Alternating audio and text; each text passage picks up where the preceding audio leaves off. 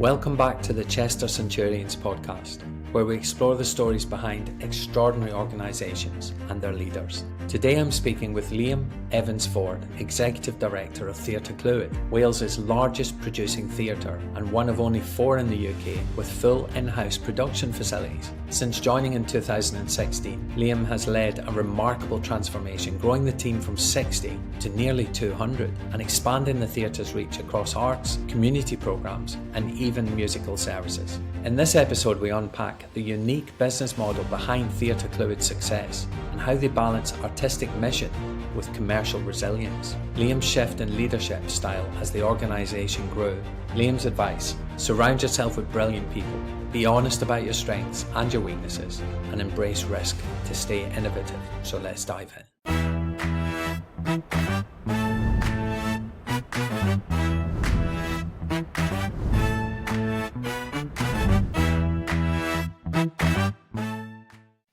So Liam, welcome to the podcast.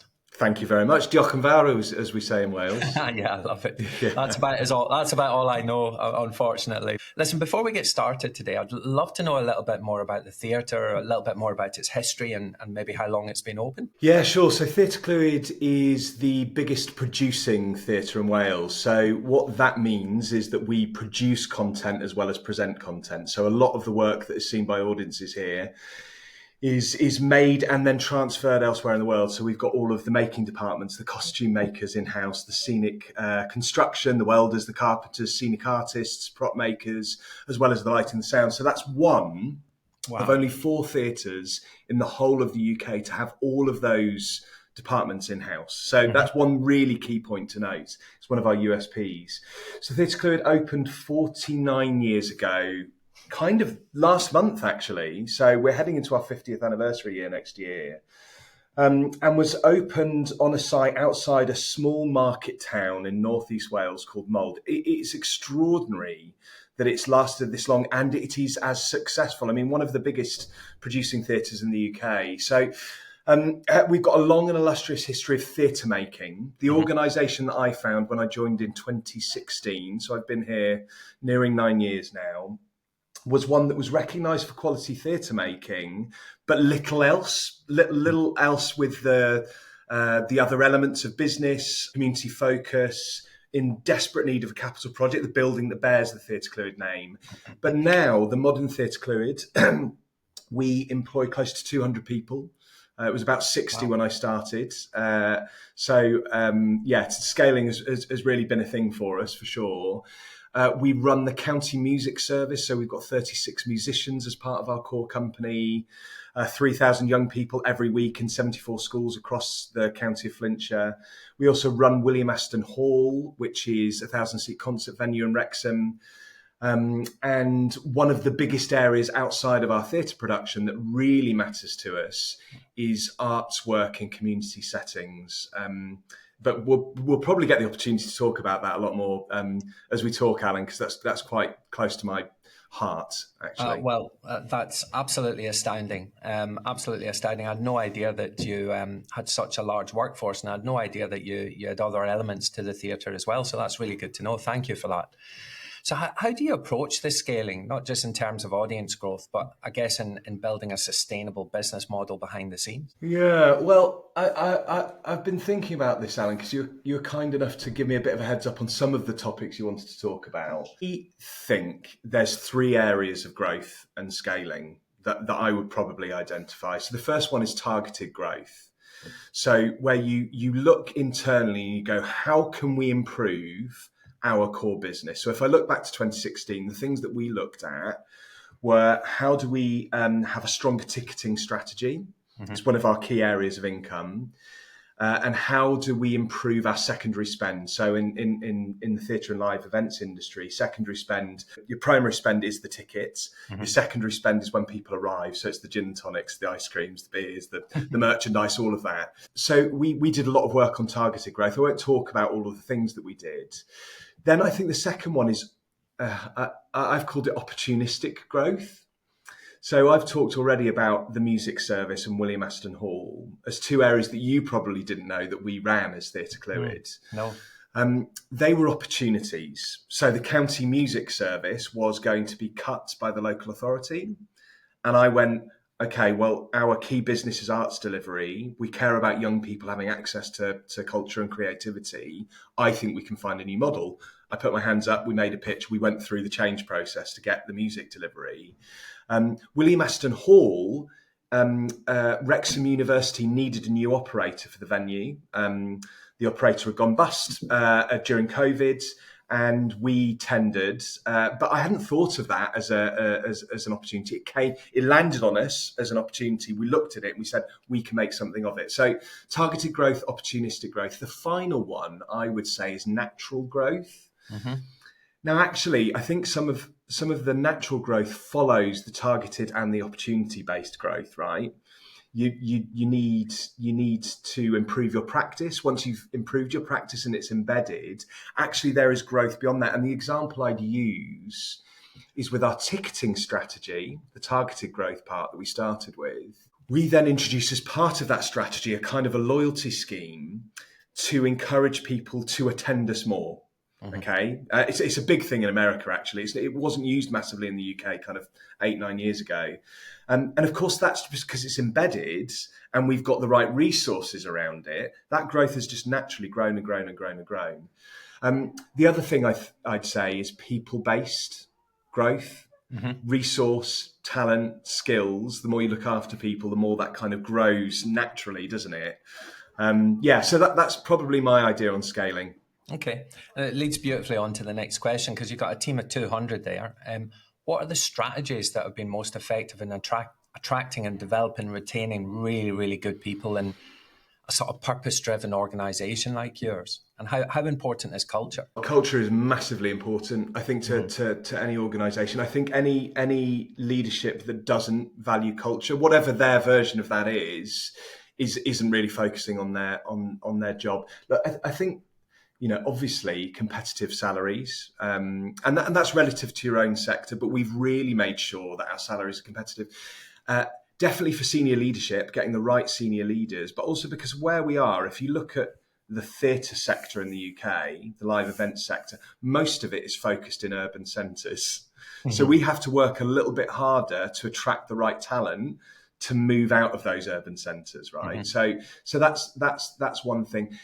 I think when you come to culture, being recognised and known as a really good employer, having really good word of mouth from the people who already work here or who have worked here previously, and the way that we've done that, we've really centred it, and I think it's really important in the modern world, professional world, is focus on wellbeing. Yes, the benefits alongside salaries, they're really, really important. Really good maternity policies, really good childcare policies, all of those. But wellbeing, so we use our core activities as wellbeing for our company. So we've got company choirs, company dance groups, yoga, walking groups. We do a lot of food. We do a lot of breaking bread together whenever we can, and there's fresh fruit available for everybody all of the time. All of those things are really important, right? We also then have gone that little bit further. We've got in-house counsellors and wellbeing practitioners, because the world's more complicated, and especially young company members, right? They're coming with all this. This will be, you'll hear this a lot in your work, Alan, right? And it's easy for us to go, well, they ought to just crack on. They ought to get on with it. They ought to be working the hours that we worked. All of those things.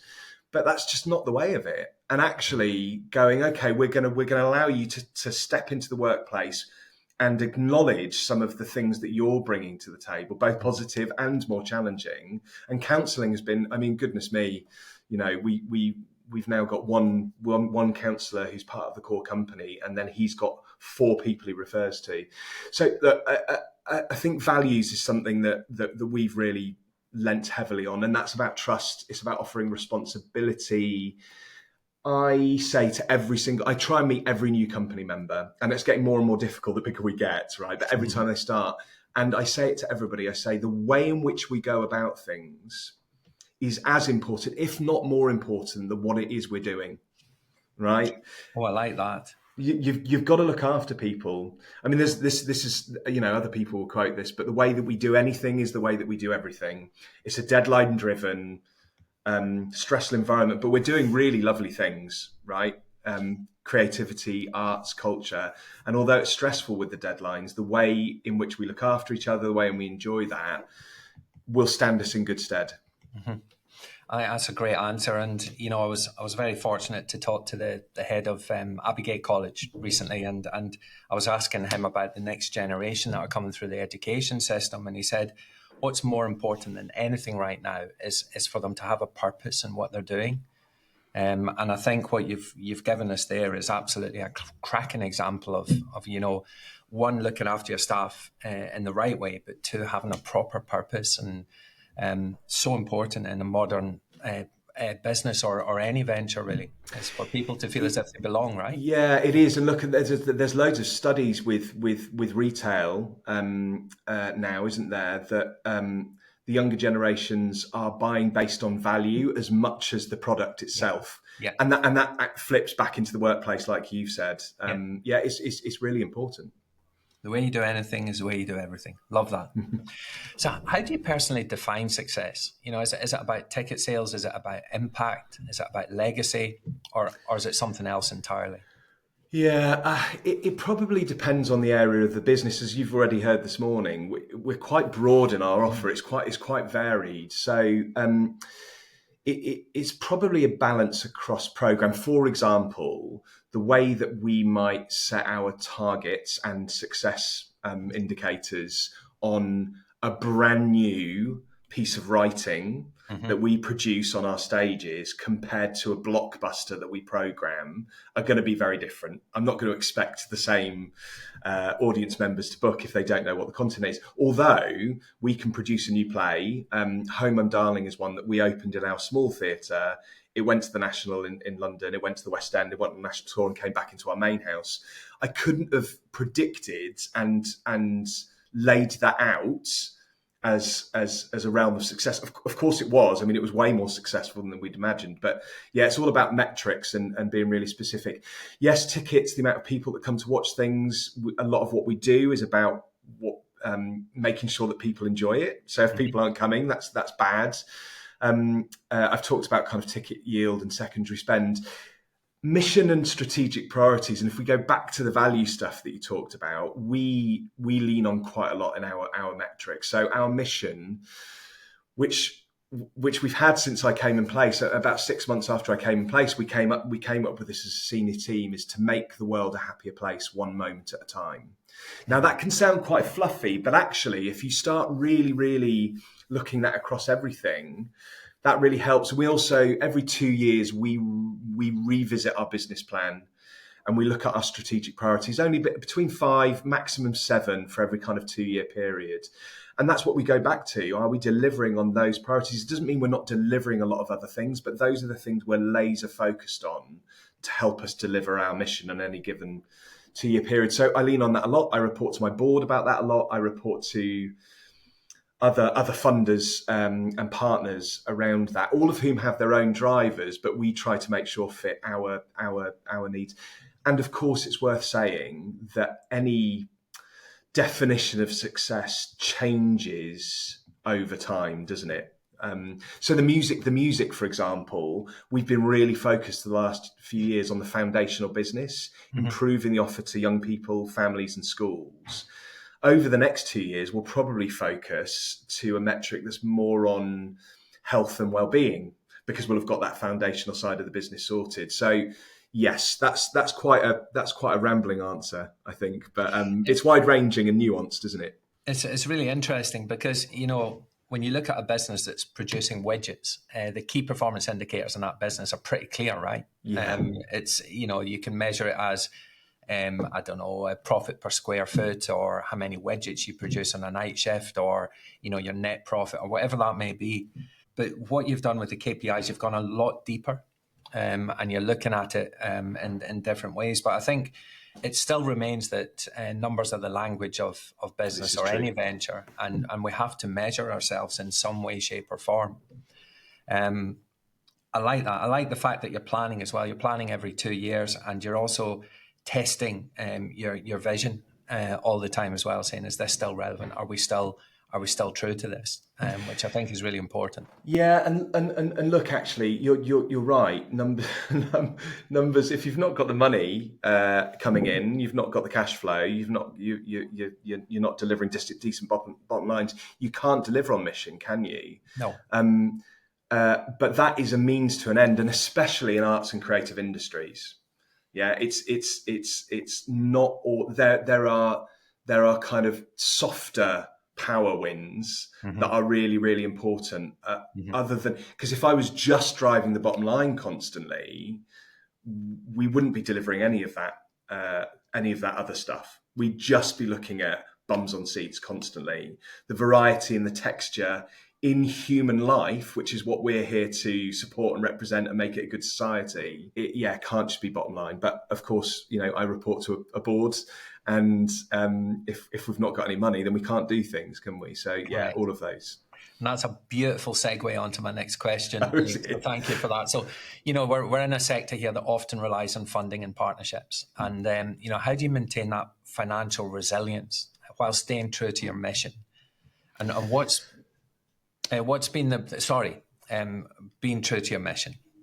That's the question. Yeah, well, I know this industry inside out. I trained to be in theatre and arts, and most other people won't. So it's probably worth me mentioning that in America, there is no public funding, hardly any public funding for arts, for theatre. Wow. In Europe, and especially Scandinavia, they're often operating on a model where they're getting 90% funding for arts and culture. Okay. In the UK, we're in this really weird hybrid position where we have some public funding, but we're also expected to be commercial, and that's a really, really fine line to tread. How do you deliver value-based mission for good of communities and commercial resilience? And actually, it's the worst of both worlds. People will think, oh yeah, it's a nice mixed portfolio, but it's really difficult to balance. I would always be an advocate for higher funding from public sources, because it means that you can offer arts and culture to all. It's not an elitist thing. And we have moved towards that in the UK. Now, luckily, Theatr Clwyd has some really, really strong public funders. The two key ones are Arts Council of Wales, we're their third biggest client. Their two biggest are in Cardiff, right? And Flintshire County Council. Now, they're underpinning, and we're talking, I mean, when I started, it was over 50% of our turnover they were funding. It's actually now under 30% of our turnover. So that's our scaling as much as kind of reduced efficiencies in public funding models. But that allows us to have some of the cheapest tickets in the UK. That allows us to make different, braver decisions based on what communities ask for, and for a variety and texture of voices and stories we're telling on our stages. So, and really interestingly, the live event sector was one of the worst hit through COVID. That and maybe air travel, right? Yeah. The organisations that were hit worst were the ones that were seen as the most commercially resilient, because it all stopped overnight, no income, and it just it disappeared. So it's a really, really nuanced and balanced set of challenges. What I would say is you have to mean something to people. There's something, I think it was the previous artistic director at Theatr Clwyd said to our current artistic director, Kate, when she was an associate here many years ago, that if things go wrong and people aren't storming the Capitol with placards, then you're not doing your job right. So if everything fell apart, would people stand up and go, Theatr Clwyd is important to us? Theatr Clwyd means something to our lives. It offers value to the world in which we live. That has to be our driver, I think. So yes, it's a difficult financial balancing act, but again, it goes back to values, I think, and being valuable. Yeah. And being valuable to the community. Yeah. I like that. It's another great way of sort of acid testing your purpose, isn't it? Would people protest if you weren't there anymore? Yeah. I think they would. In fact, I know they would, Liam. I know they would. Yeah, well, yeah, and interestingly, actually, one of the big areas of us being really financial resilient is the capital project that we're coming to the end of. So it's a £50 million investment, of which is paid back in the local economy in under 3 years. So it's a lot of money, but we really pay back. But that is so that we've got the right home and infrastructure to deliver on our mission and vision and values. So it will give us the financial resilience to be able to do that. Beautiful. Listen, you've grown significantly in the time that you've been there. You said you've grown the team to 200 people, which is absolutely incredible. And how have you had to change? Talking about you, Liam, what's been your shift in leadership style over that time as the venues continue to grow? Well, so this is my first CEO role. So I'm 9 years in, and they haven't got rid of me yet, which is good. but so I would have considered myself in leadership roles before, but never the leadership role. I've had to accept that I can't be as hands-on. One of my natural traits was always to lead by example and be there in the thick of it all of the time. And the bigger an organisation gets, the less possible that is. So I've had to kind of realign and change that. I've definitely, from when I was kind of setting up my own companies and running those and having to do everything, I've had to accept and offer more trust into other people. And actually, I've really stepped into that. I'm certainly a leader who really, really enables others to do their best work. And I see that's a really key trait, and trust them to do it, and don't micromanage and accept that mistakes are part of the learning for people to be their best versions of themselves. So yeah, I think those are the big differences. Interestingly, though, when times really get tough, so we're right at the sharp end of our capital project, and we're meeting up against deadlines of operational deadlines. What I've gone back to is I'm going to make sure I'm on site. I'm going to free time up in my diary. I'm going to go and lift and lug things with some of the crew. I'm going to go and build things with some of the builders, actually, and go back to that hands-on. So, and that's the first time I've gone back to that for 5 or 6 years. So it's interesting that it's a bit of a full circle. In the moment, the real pinch points, you go back to the original traits you developed. I love that. All hands on deck. Yeah, it literally is at the moment as well. So. Yeah, I mean, I used to be in the Merchant Navy, and I used to really enjoy dry docks because it was all hands on deck, and it was just making things happen. And it was quite a relaxing, enjoyable time for me looking back. So I guess it's kind of similar. So enabling others, I think, is really important. Surrounding yourself with incredible people and then enabling them to thrive and creating an environment where they can be the best version of themselves. Some incredible traits in a leader there, Liam, some really good lessons for... Well, so I say, yeah. No, without a doubt, there's some really good lessons there. Listen, I'd like to thank you so much for coming on today. I've really, really enjoyed finding out more about the theatre, but I've got one question left, and it's a big one. It's a really big one. And the question is, and I'm looking for 3 pieces of advice here. What are the 3 biggest pieces of advice that you would offer an aspiring entrepreneur or maybe someone having challenges with their business at the moment? What's the top 3? Okay, well, I think you've just mentioned one of them. Surround yourself with good people. Yeah. And I think that leads on to the second, is being really honest with yourself about what your strengths and weaknesses are and making sure that you allow yourself to deliver on your strengths and fill the skills around you with the things that you can't deliver. So they're kind of hand in hand. I think the other one, and this is easier said than done sometimes, is appetite for risk. Tell us a bit more about that. Well, that kind of idea of risk and reward and,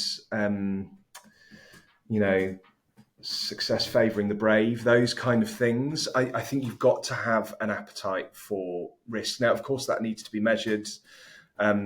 You can't put people's jobs at risk. You can't put your organisation at risk.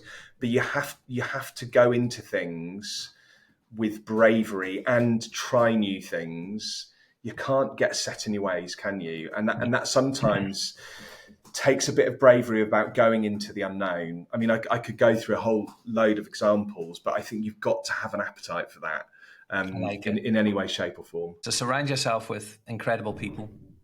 Be honest about your strengths, be honest about your weaknesses, and have an appetite for risk. I love it. You summarise it better than I do, Alan. No. What a way to end, Liam. Thank you. Thank you so much. Real pleasure. Thank you. Let's catch up soon. Bye-bye. Yeah. Bye.